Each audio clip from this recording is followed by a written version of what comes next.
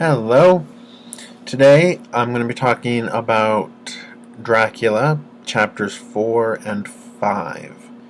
And it's really interesting to look at these two chapters together because we'll see some similarities, but we're going to see a lot of differences. And by now, hopefully, you're getting to know this idea of the dichotomy that is going to be shown really clearly in chapters 4 versus chapters 5. So, a dichotomy, for those of you who are just tuning in, don't worry, by the way, you can catch up on Course Hero, read the summaries for each chapter if you'd like. We've got the audiobook, we got the PDF book. Anything like that you can't find, just let me know. But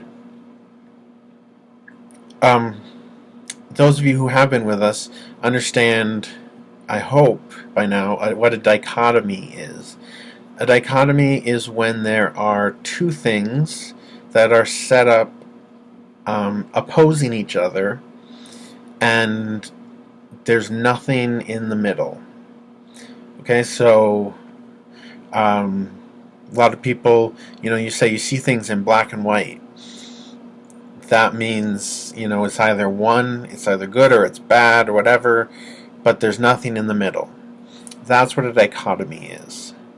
Di meaning two. So two things that are completely separate from each other, that are opposites of each other, but we're not recognizing anything in between.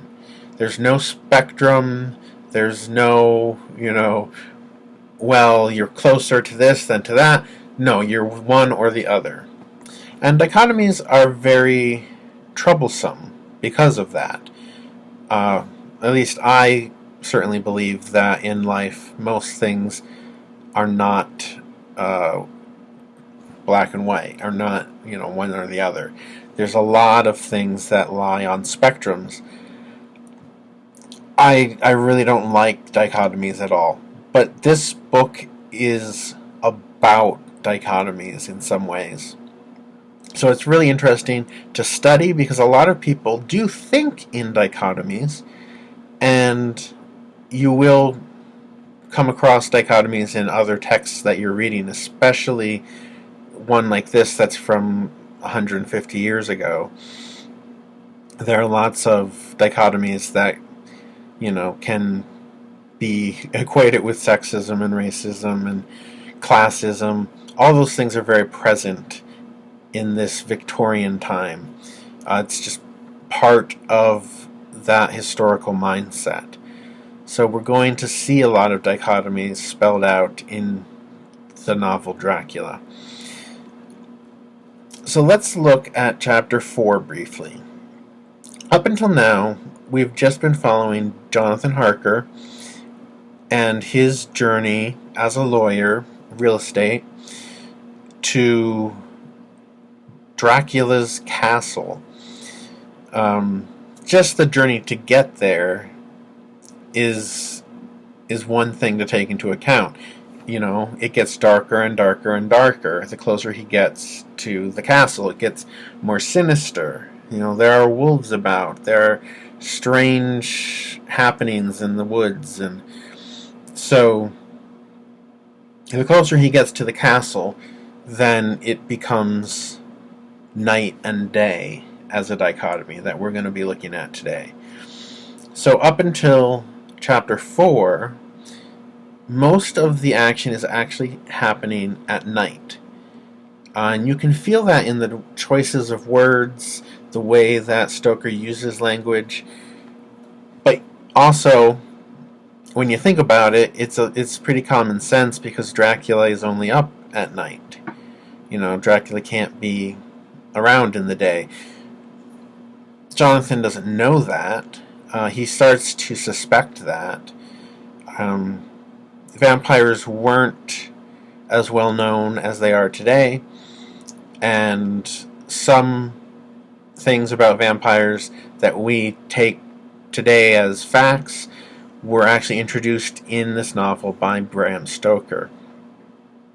So it's a mix of folk tales, and a couple other books written with vampires in them. But this being the first major vampire book, it's a bit of folklore and a bit of just Bram Stoker making stuff up that has stuck with us because the book is so influential in that area.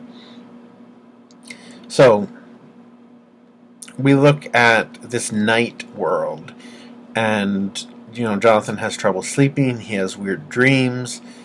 He wanders around the castle. Everything is locked. He runs into the three brides of Dracula who try to drink his blood, and Dracula stops them. And anyway, he's there to finalize Dracula's real estate transaction. He's buying a house, not a house, an abbey actually, in London. So he's buying what used to be a religious structure, and that's one of the interesting things about Dracula. In this, vampires and things like that like to use what you'd call unconsecrated or deconsecrated ground. So places that used to hold religious meaning and don't anymore. There's a real draw there for Dracula. So he's bought Carfax Abbey in London, and Johnson's there to take care of that purchase. But like I said, lots of weird things start happening. He lives in this night world where he can't get out of the castle. He knows Dracula's doing weird things. He sees him crawling down the outside of the building like a lizard. He comes in contact with the three vampire women. So he's putting two and two together and realizing this is not a good situation, but he's a prisoner. And so this night world is full of terror for him, and by extent to the reader as well.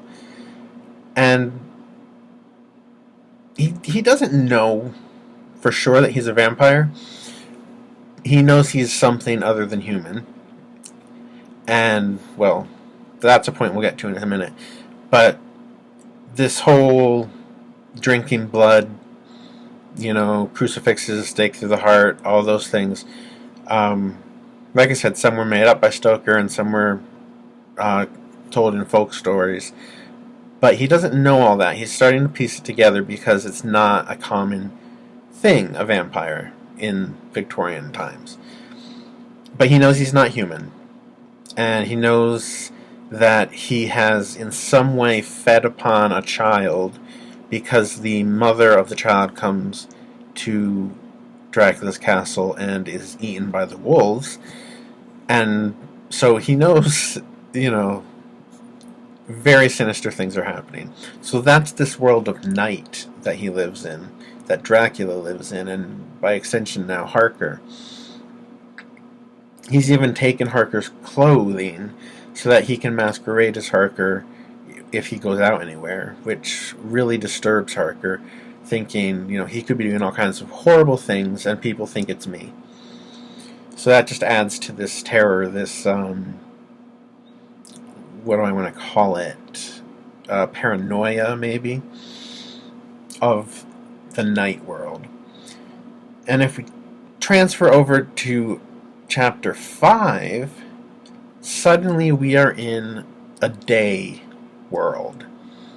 And it's a bit of a change because we've gotten used to all of the night imagery, all of the, the creatures of the night, he calls the wolves the children of the night, the whole vampire at night thing.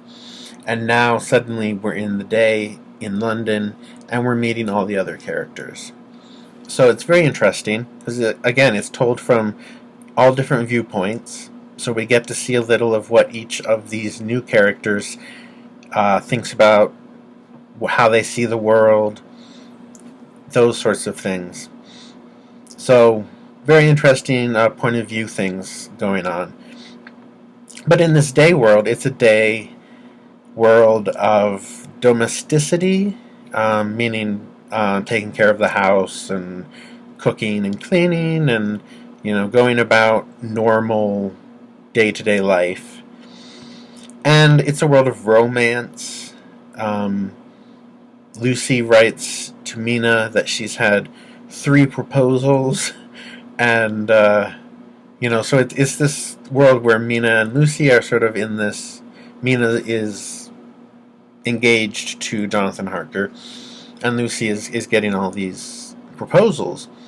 So they talk about that. They gossip a little.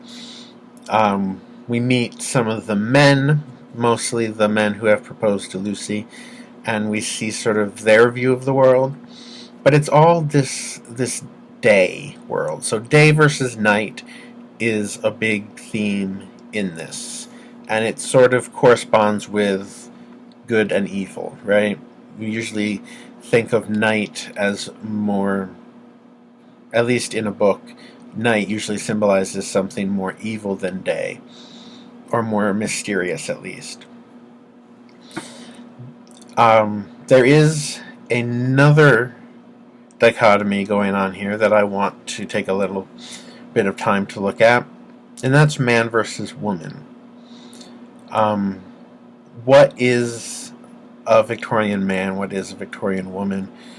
And, not only how do they identify as that, but how are they changing society's perception of what that means? So, when we look at men, first thing to notice is that in this chapter, Harker has stopped referring to Dracula as a man. He refers to him as a creature or, whatever, words like that. But he doesn't call him a man anymore because he knows that, well, he's not. He's not a man. He's some sort of evil spirit in human form. And so that's interesting when you think about what is a man versus a monster. Could you, there's another dichotomy, man versus monster, right? Could you say that some men are monsters? Can you say that some monsters are men? Like, you can play around with that one. But Jonathan feels like he's being unmanned in this night world. He sees manhood as being heroic, taking action, getting things done, saving, like, damsels in distress, those sorts of things are the stock and trade of men in this time period. And so he's locked in a castle. He can't get himself out, let alone help anyone else.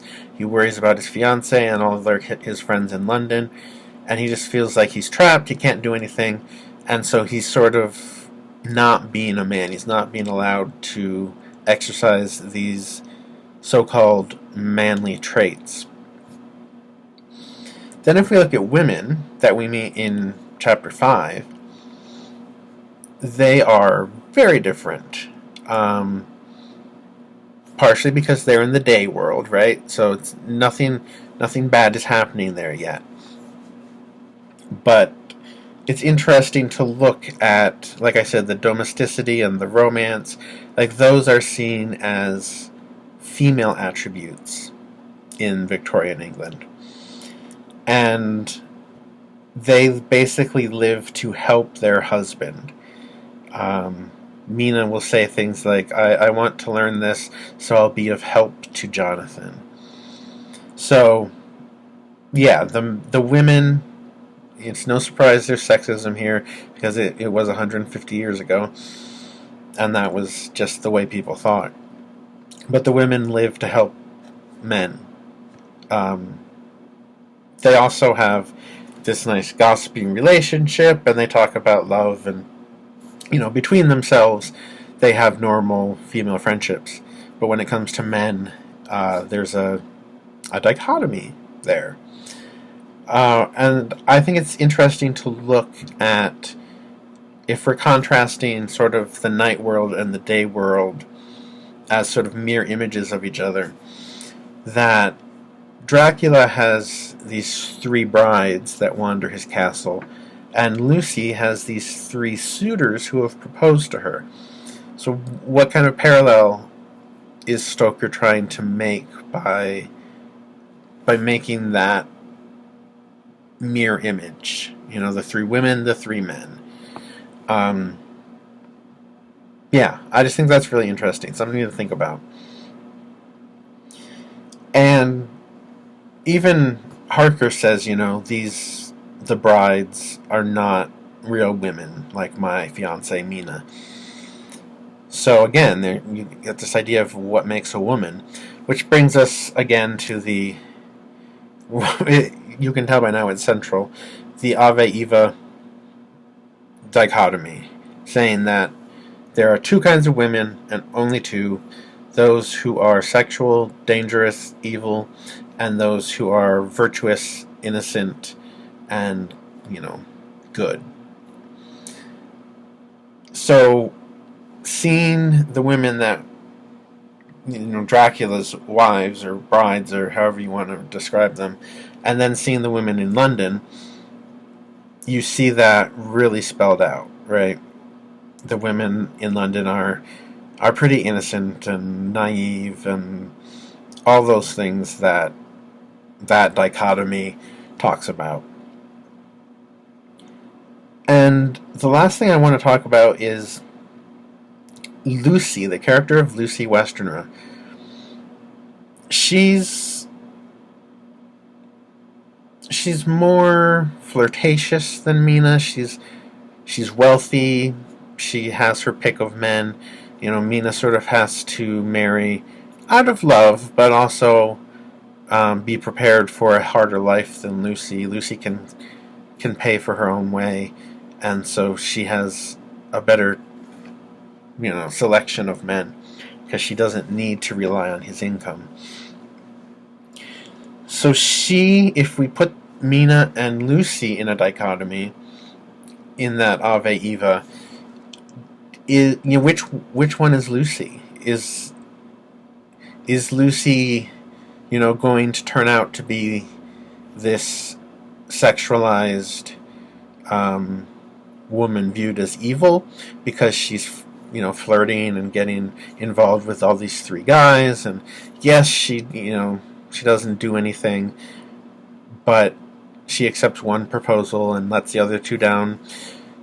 So she is being virtuous, but is there something in her nature that sort of strains against the Victorian ideal of a woman? So that's another thing to think about in the Ave Eva dichotomy. So I spent a lot of time talking about dichotomies, but putting these two chapters together, I don't see how you can avoid it. Some other things that happen in these chapters, we finally see, or Jonathan finally sees, Dracula sleeping in a coffin. So we're getting more information on what a vampire is. He can tell that he has preyed on this child. He's not sure exactly how, but he says he looks sort of like a leech. He's sort of swollen and his lips are red and he's got some blood on him. So not a big leap to assume that he's been drinking the child's blood. So we've got that milestone of saying, okay, this is really not a human being at all. And speaking of human beings, we meet Renfield, who is an inmate at the asylum that happens to be next to Dracula's future home. And Renfield is a very interesting character. As we get to know him, we'll talk more about him, but yeah, he's really interesting, especially when you bring in these ideas of manliness, but also another dichotomy, sane and insane, right? They're two separate things. You can't, you're never in the middle. When really, we're all insane to some point, I think. So That's another dichotomy that we can look at with Renfield. But is he a man or a monster? That one comes up. Um, yeah, and what is his relationship with Dracula, and how does he have a relationship with Dracula, and what's going on with him? He's very interesting, and we're going to see more of him. Okay, so I've talked for a while now. Sorry, I like to keep these around 15 minutes, but we're at 20 now, so I better sign off. Have a great day. Get some reading done. Remember, tomorrow is your day to read. It's a day off of assignments. You take the time that you would normally take on the classroom website and read some of Dracula or listen to some of Dracula. The IXL work is due, but you've had that for the whole week, so you know you can get that done by the end of Friday as well. Okay? Any questions, comments, confusions? Get in touch with me and we'll figure it out. Okay. Great to talk to you guys, and I will see you next week.